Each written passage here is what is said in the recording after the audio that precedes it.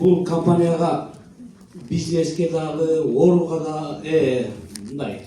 Денсаулық үшін да келбедім эле негизичи. Бұл компанияның даже эми үйрөндүм атынычы, Маринен Христин. Буга чейин абы деп эле жүрөмүн. Негизи эми Бишкекте болуп калды. Бұл компанияга мени чакырган Мыскалайымга терең ыраазычылык, денсаулыгы чын болсун, ошого ыраазычылыгымды билдиремин. Себеби бұл компанияга алып келип, мага абыдарымды берип, денсаулыгымды чындап, мынантип 2 жылдан кийин өлөсүн дегенде өлбөй мынантип жүрөмүн. Мен негизи сатыр орун боюнча өтө үйсүмүн делем аны таштадым, мына 1 жыл болуп калды, же 1 жылга жакындап калды, сахар оору такыр жоголду. Жок болду.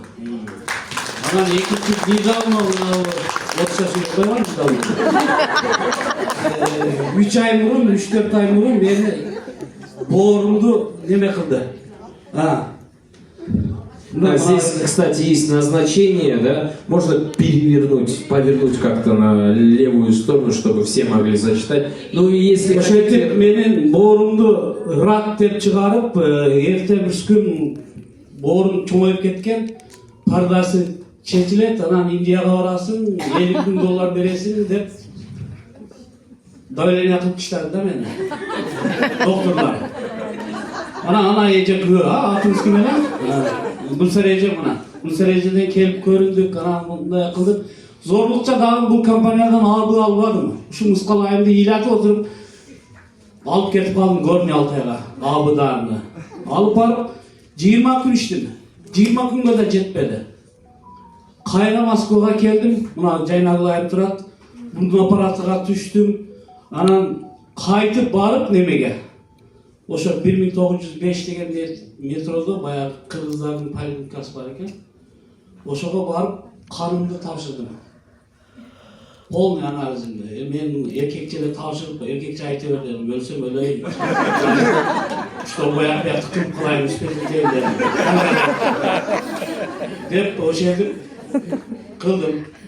Кылсам бир күндөн кийин чыкырды.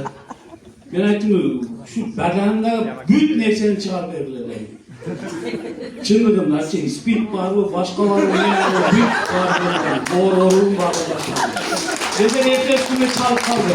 Demin capaktım ben aytıdan size külküm ama kayboldu da çok.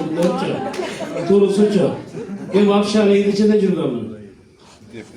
Ошентип анализди кайта повторный кан тапшырганымда мына дагы коюп берсеңиздер.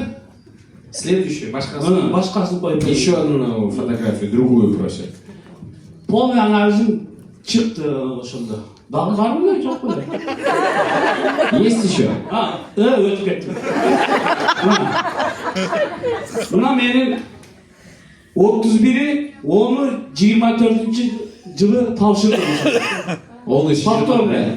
20 күндөн кийин келип мынау кан тамырлар, карынды текшерип чыкты. Мынауында мынау врачтар. Врачтар дейм. Ана лаборатория ДНК дейм бир бөлөк. Ушул мына шинтип мына кайрадан 3,5 миңге анализ чыгарып берди.